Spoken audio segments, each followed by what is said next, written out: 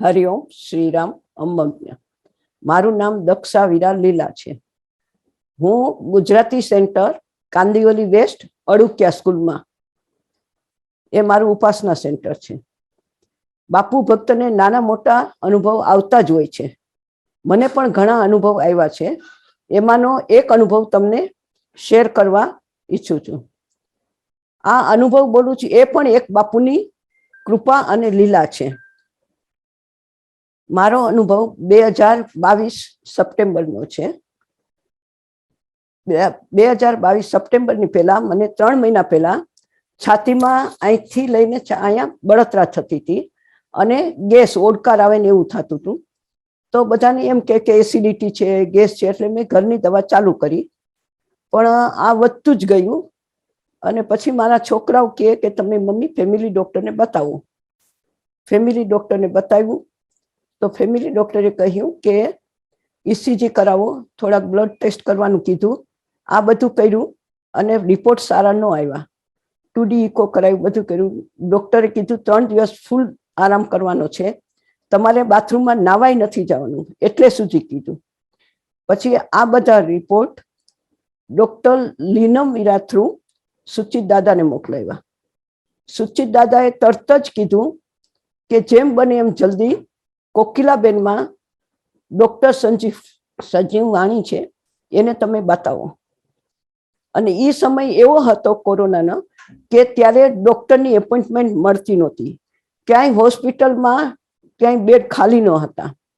આ શનિવારનો દિવસ હતો. દાદાએ તેથી અમને આ વાત કરી અને શનિવારે મારા દીકરાએ ડોક્ટરને ફોન કર્યો અને બાપુની કૃપાથી અને દાદાના અને પૌડોસીના માર્ગદર્શનથી ડોક્ટરની અમને એપોઇન્ટમેન્ટ સોમવારની મળી ગઈ, સવારે 10 વાગ્યાની.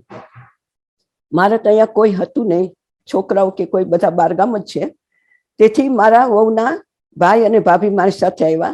ડોક્ટરને મળ્યા. ડોક્ટરે પાછું ઇસીજી કરવાનું કીધું. 2 ઇસીજી રિપોર્ટ, 2D ઇકો, બધા રિપોર્ટ જોયા ડોક્ટરે. અને ડોક્ટરે તરત જ કીધું કે ઇમિડિયેટલી તમે ઇમરજન્સીમાં એડમિટ થવું પડશે. આ સાંભળીને જ આપણને તો ઓલું થાય, કીધું ડોક્ટર કાંઈ તૈયારી નથી. તો કે તમારે શું તૈયાર કરવાની છે? મારી સાથે આવેલા ભાભી એને કીધું કે અમે આ ડિસિઝન ન લઈ શકીએ, એના દીકરો બહાર છે તો એની પૂછી ફોન, તમારી જો પરમિશન હોય તો ફોન કરીને વાત કરી લઈએ. તો કે હા, બાપુની કૃપાથી એને ફોન પર વાત કરી, મારા દીકરા સાથે બધું નક્કી થયું અને એડમિટ કર્યા. પછી બધું ટેસ્ટ કર્યું, મારી એન્જિયોગ્રાફી થઈ અને એન્જિયોગ્રાફીમાં એમાં આવ્યું કે 3 નળી તમારી બ્લોક છે અને બાયપાસ કરવું પડશે. એમાં પાછું કોરોના ટેસ્ટ કર્યું, કોરોના પોઝિટિવ આવ્યું. કોરોના પોઝિટિવ આવ્યું એટલે કોરોના વોર્ડમાં લઈ ગયા. અને ત્યારે બધાને જે ટેસ્ટ કરે તે થોડા દિવસ પછી કરે પાછું નેગેટિવ જ આવતું હતું. અને ત્યાં બાપુને કૃપાથી ત્યાં હોસ્પિટલના ડોક્ટરો, હોસ્પિટલનો સ્ટાફ એટલો હેલ્પફુલ હતો કે મારે કોરોનાનું ટેસ્ટ 1 દિવસ છોડીને 1 દિવસ કરતા હતા. તો પાછું 3જે દિવસે ટેસ્ટ કર્યો, પાછો પોઝિટિવ આવ્યો. 5મા દિવસે ટેસ્ટ કર્યો તો કોરોના નેગેટિવ આવી ગયો. 5 દિવસમાં કોરોના નેગેટિવ આવ્યો એટલે આ બાપુની જ લીલા. પછી એમાંથી મને નોર્મલ આઈસીયુમાં શિફ્ટ કરી. ત્યાં જે મારું બાયપાસ કરવાનું થાય એ ડોક્ટર લાડ, વિદ્યાધર લાડ, એ આવ્યા મને મળવા ને મને કેમ છો કેમ વાત કરી. અને પછી મને કીધું કે કાલે તમારું ઓપરેશન છે. હું એકદમ પેલી થઈ ગઈ, કાલે? તો ડોક્ટર કે હા, ટેન્શન નહીં લ્યો, તમે મેન્ટલી તૈયાર થાવ, કાલે નહીં તો પરમ દિવસે કરશું, તમે તમારા દીકરા સાથે વાત કરીને નક્કી કરી લ્યો. આટલું બોલીને તે જતા રહ્યા. પછી મેં મારા દીકરાને ફોન કર્યો, બધું નક્કી કર્યું. મારા દીકરાએ મને સમજાવ્યું કે મમ્મી કાલે કરો કે પરમ દિવસે કરો, શું ફરક પડવાનો છે? કાલે કરો તો ઉલટાનું સારું કે તમારે હોસ્પિટલમાં 1 દિવસ ઓછું રહેવું પડે. તો મેં જેમ તેમ હાથ તો પાડી, પણ એટલું ટેન્શન, એટલો ડર અને વિચારો, બસ નેગેટિવ જ વિચારો આવતા હતા. અને એટલી વારમાં ડોક્ટર વિદ્યાધર લાડ પાછા ડોક્ટર આવ્યા અને મને કે શું નક્કી થયું? એ સમયે મારી આંખમાં આંસુ આવી ગયા. પછી ડોક્ટર કે છે તમે ટેન્શન નહીં લ્યો કે. તો પછી હું નોર્મલ થઈ. પછી બાપુને, ડોક્ટરને પૂછ્યું કે કેટલી કલાક મારું ઓપરેશન ચાલશે? તો કે લગભગ 4 થી 5. 4 થી 5? તો ડોક્ટર કે અમે તો 12 કલાક સુધી ઓપરેશન કરીએ છીએ કે. અને મારી પાસે જે આપણે એડીએમની સેવામાં જઈએ ત્યાં સુરક્ષા કવચ તરીકે દત્તગુરુ બાપાનો આવડો ફોટો આપણને મળતો હોય છે. એ મારી પાસે બાજુમાં હતો, હું સૂતી હતી ત્યાં. તો એ ડોક્ટર લાડે એ ફોટો આવી રીતે 2 હાથમાં લઈને શું કીધું સાંભળો. એને કીધું કે તમે આના પર, આ આપણા બધાના સદગુરુ છે, તમે આના પર અને મારા પર વિશ્વાસ રાખો. હું તમને ગેરંટી આપું છું કે તમારું ઓપરેશન 100% સક્સેસફુલ થશે. આટલું બોલી અને તે ડોક્ટર જતા રહ્યા. આ બધું સાંભળીને મને એટલું સારું લાગ્યું કે મારા બાપુએ મને કેટલા સારા ડોક્ટર આપ્યા છે. અને મને ડોક્ટર પર એકદમ પૂરેપૂરો વિશ્વાસ આવી ગયો કે જે કરશે એ સારું જ થશે એમ કરીને, બાપુની કૃપાથી. અને મારા બધા નેગેટિવિટી, બધા વિચારો જતા રહ્યા, પોઝિટિવ વિચારવા માંડી, ડર જતો રહ્યો, બધું જ જતું રહ્યું. આ બધી વાત પૂરી થઈ અને બીજા દિવસે મને ઓપરેશન થિયેટરમાં લગભગ 1 થી 1.5 ની વચ્ચે લઈ ગયા. અને ઓપરેશન ચાલુ થયું. પછી શું થયું મને કઈ ખબર નથી, પણ મારું ઓપરેશન બહુ લાંબુ ચાલ્યું. ને રાતના લગભગ 11 થી 11:30 ની વચ્ચે મને ઓપરેશન થિયેટરમાંથી બહાર લાવ્યા. બધા બહુ ટેન્શનમાં હતા. બાપુ પરિવારે બધાએ જપ કર્યા હશે મારા માટે. પછી મારા જે રિલેટિવ હતા એ બધા અલગ અલગ ભગવાનને માનતા હતા, છતાં એને બાપુને પ્રે કરી, કારણ કે હું બાપુને માનતી હતી. બાપુને બીજું કાંઈ એ લોકોને ખબર નહોતી પડતી. એ લોકો એમ જ કે બાપુ તમે આને આમાંથી ઉગાડી લ્યો, બાપુ તમે આમાંથી આને ઉગાડી લ્યો. બસ એ જ એ લોકોની પ્રાર્થના હતી. અને મારું ઓપરેશન થયું. 11:30 બહાર આવી અને ત્યારે તો હું હજી તો બેહોશ જ હતી. બીજે દિવસે હોશમાં લાવવા માટે મારી આજુબાજુ બહુ માણસો, મને તો કાંઈ ખબર જ નહોતી, અને બહુ બધા માણસો મને એમ જ કે દક્ષા આંટી આંખ ખોલો, લીલા આંટી આંખ ખોલો, દક્ષાબેન આંખ ખોલો. બધા અલગ અલગ બોલતા, અલગ અલગ અવાજ આવતો હતો. અને હું કેટલી કોશિશ કરું, મારી આંખ ખુલે જ નહીં. અને મારા હાથ જાણે આમ ઊંચા બને રહી ગયા હોય એવું મને લાગ્યું કે એક હાથ આમ કરીને આમ ખેંચીને લઈ લો, પણ કાંઈ રિસ્પોન્સ નહોતો આપતો. બધા જ બહુ બોલતા હતા. અને એ ટાઈમે પછી મને એક ડોક્ટર કોઈ બોલ્યું કે હવે એના ફેમિલી મેમ્બરને બોલાવી લ્યો. ત્યારે મને એકદમ અંદરથી થયું કે હું કોમામાં જતી રહી છું. કારણ કે મેં સાંભળ્યું હતું કે જે વ્યક્તિ કોમામાં જાય એને કાંઈ હલનચલન થઈ શકે નહીં, કાંઈ બોલી શકે નહીં, અને બીજા કોઈ સામેવાળા વ્યક્તિ બોલતા હોય તો એને સંભળાય ને સમજાય એમ. તો મારી સિચ્યુએશન એવી જ હતી. મેં બાપુને પ્રે કરી, મેં 2 હાથ જોડવાનો પ્રયાસ કર્યો પણ હાથ ન જોડી શકી.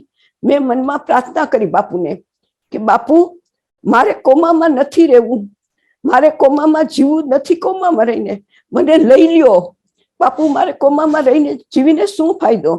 એટલું હજી હું બોલું છું તે ખબર નહીં 2 મિનિટ થશે કે 1 મિનિટ ખબર, એટલે મારી આંખ જરાક ખુલી. બધા કે શાબાશ દક્ષાંટી, શાબાશ, આંખ ખોલો, આંખ ખોલો, વધારે ખોલો, આંખ વધારે ખોલો. પણ વધારે આંખ નહોતી ખુલતી, જરાક જ આંખ ખુલી. થોડી વાર પછી પાછી આંખ બંધ થઈ ગઈ. પછી બાપુને પ્રાર્થના તો કરી, આંખ બંધ જ થઈ ગઈ, ખુલી જ નહીં પાછી. પછી બાપુને કીધું બાપુ બાપુ, એમ જ ખાલી નામ સ્મરણ જ ખાલી અંદરથી થતું, બીજું કાંઈ નહીં, અવાજ નહીં, ખાલી અંદરથી નામ સ્મરણ. એ સમયે ખબર નહીં મારા હોઠની મુવમેન્ટ એ લોકોને દેખાતી હશે, એટલે તરત જ એ બોલ્યા હા બોલો, શું બોલો છો, બોલો બોલો, એમ બધા બોલવા માંડ્યા. તો એ સમયે પણ હું જોરથી બોલી ન શકી. અને હજી તો 1-2 મિનિટ થઈ ત્યાં મારી આંખ પણ ખુલી, મારા શરીરની થોડી થોડી મુવમેન્ટ થઈ. બધા કે શાબાશ. અને સીધો સવાલ મને એ જ પૂછ્યો કે તમારું નામ શું છે? મેં કીધું દક્ષાબેન. તમારી સરનેમ? તો મેં કીધું લીલા. શાબાશ, વેરી ગુડ. આ બધું ત્યારે પૂરું થઈ ગયું. પછી આઈસીયુમાં લખ્યા, બધા થયા, થોડા દિવસ ત્યાં આઈસીયુમાં રહ્યા. અને પછી ઘરે આવ્યા અને મારા દીકરાના સસરાને ત્યાં જ લઈ ગયા. અઠવાડિયું ત્યાં રોકાઈ. પછી પાછું અહીંયા ટાંકા આવ્યા હતા, ત્યાં મને ઇન્ફેક્શન થઈ ગયું. ડોક્ટરને ફોન કર્યો, ડોક્ટરે પાછું એડમિટ થવાનું કીધું અને પાછી ત્યાં હોસ્પિટલમાં કોકિલાબેનમાં એડમિટ થઈ. અને એ સિચ્યુએશનમાં કોઈ ફ્લાઇટ ચાલુ ન હતી, કોઈ બહારગામથી આવી શકે એમ નહોતું. આવી કન્ડિશનમાં બાપુની કૃપાથી મારા વહુ બહારગામથી ફ્લાઇટમાં આવ્યા અને કાંઈ પણ તકલીફ વિના તે ઘરે પહોંચ્યા. હોસ્પિટલમાં આવ્યા, પછી હોસ્પિટલમાંથી રજા લીધી, સીધા મારા ઘરે અમે આવ્યા અને પછી નવરાત્રી ચાલુ થઈ. તે દિવસે મેં આટલા ટાઈમમાં જોવો મેં બાપુને કોઈ પણ ભક્તિ કાંઈ પણ નહોતું થયું, નહીં પંચપુષાત ઉપાસના કે કાંઈ નહીં. મેં 2000 થી લઈને પંચપુષાત ઉપાસના ચાલુ કરી છે. બાપુએ ગમે તેવા સંજોગો હોય, બાપુએ આ ઉપાસના ખંડિત કરવા નથી દીધી અને આ સમયમાં મારે પંચપુષાત ઉપાસના થઈ જ નહીં. તો તે દિવસે મેં મારી ઓ સારિકાને કીધું કે મને બાપુનો ઓલો ફોટો આપો ને ઉપાસનાનો, હું ઉપાસના કરી લઉં. તો કે તમારાથી બેસાશે? મેં કીધું હા. પલંગમાં બેઠા બેઠા મેં ઉપાસના કરી. 1 દિવસ 2 દિવસ 3 દિવસ ઉપાસના પછી કન્ટિન્યુ ચાલુ જ રહી. હજી રામનામ બુક લખવાનું તો ચાલુ જ નહોતું થયું, બીજા જપ પણ ધીરે ધીરે ચાલુ થયા. બધું બાપુએ કરાવ્યું. અને 1 દિવસ પંચપુષાત ઉપાસના, અને પંચપુષાત ઉપાસનામાં એવું છે કે તમે જે પ્રશ્ન પૂછો તરત જ બાપુ આપણને જવાબ આપે જ છે. પણ એ આપણા માટે ઉચિત હોય તે જ આપણને મળે છે. આપણે કે મારે આ જોઈએ છે એવું નહીં, જે ઉચિત હોય તે જ જવાબ મળે છે અને આપણે સમજવું જોઈએ શું છે. તો તે દિવસે એક મને અહીંયા ટાંકો છાતી પાસે આવ્યો હતો અને આ લોકેટ પહેર્યું ને બાપુનું, તો મને જરાક ત્યાં ટચ થાય ને તોય દુખતો હતો. તો તે દિવસે ઉપાસનામાં બાપુને કીધું, બાપુ આ શું? મારા આખા શરીરમાં ટાંકા ટાંકા ટાંકા જ છે કીધું. એમ આમ જરાક આમ ગુસ્સામાં હોય ને એવી રીતે મેં બાપુને કીધું. બાપુએ શાંતિથી મને જવાબ આપ્યો. બાપુએ શું કીધું ખબર? બેટા આ તો કાંઈ નથી, અને તારું ઓપરેશન થયું ત્યારે હું ત્યાં જ ઊભો હતો અને મેં જેમ કીધું એમ જ ડોક્ટરે કર્યું. ને હું તો એ સમયે બાપુની સામે બહુ જ રડી. બાપુ તમે મારા માટે કેટલી તકલીફ ઉઠાવી અને હું તમને જ ભૂલી ગઈ. મીન્સ મેં કાંઈ નામ સ્મરણ ન કર્યા, નહીં ઉપાસના, કાંઈ નહીં એમ કરીને. આટલું મને અંદરથી દુઃખ થયું. પછી બધું થયું ઉપાસના. પછી મેં વિચાર્યું, પેલા બધા યાદ કર્યું. પછી મને યાદ આવ્યું કે ડોક્ટર વિદ્યાધર લાડ આવીને દત્તગુરુનો ફોટો લઈને હાથમાં આમ કીધું કે આ આપણા બધાના સદગુરુ છે, તમે આના પર ને મારા પર વિશ્વાસ રાખો, તમારું ઓપરેશન 100% સક્સેસફુલ થશે. ત્યાર પછી મને એ ડોક્ટર પર વિશ્વાસ આવ્યો, મારી નેગેટિવિટી બધી. ત્યારે મને સ્ટ્રાઇક થઈ, અરે મારા બાપુ ડોક્ટર વિદ્યાધર લાડના રૂપમાં આવ્યા અને મને વિશ્વાસ બેસાડ્યો અને મારી નેગેટિવિટી દૂર કરી, મારો ડર કર્યો. કારણ કે એ ટાઈમે મારે આ બધું જરૂરી હતી. બાપુએ જ મને બધું આ કરાવી આપ્યું અને આ બધું બાપુની લીલા અને બાપુની કૃપાને લીધે જ થાય છે. એક વિશ્વાસ અસાવા પૂરતા, કરતા હરતા બાપુ ऐसा. આપણે કહીએ છીએ ને કે રામ રાખે એને કોણ ચાખે, પણ આપણા તો રામ ગણો, કૃષ્ણ ગણો, શંકર ગણો, આપણા તો બાપુ જ બધા છે. તો બાપુએ જ મને બચાવી છે. બાપુએ આ મને નવું જીવન આપ્યું છે. બાપુ ખૂબ ખૂબ અમંગ્ય. નાથ સમીન, લવ યુ બાપુ.